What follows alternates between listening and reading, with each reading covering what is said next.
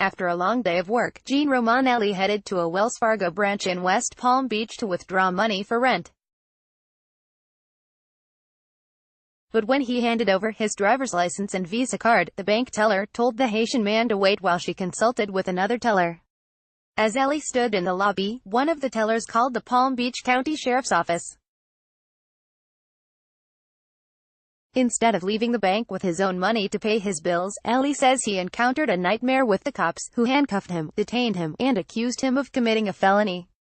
He's the second black South Florida resident to allege recently that Wells Fargo racially profiled him and called police as he was trying to use normal banking services.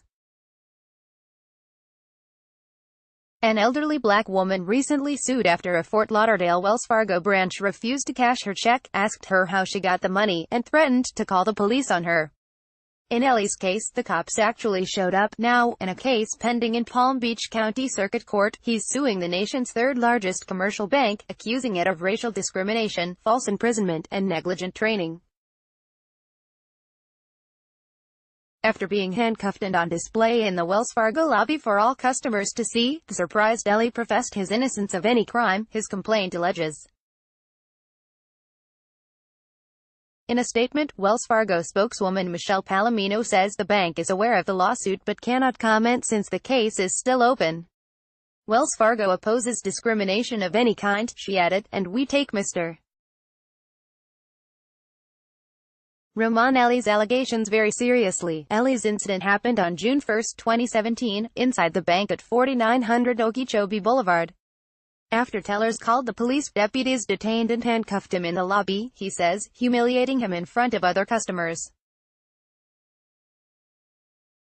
Eventually, he asked to be unshackled to pull up his bank account records on his cell phone.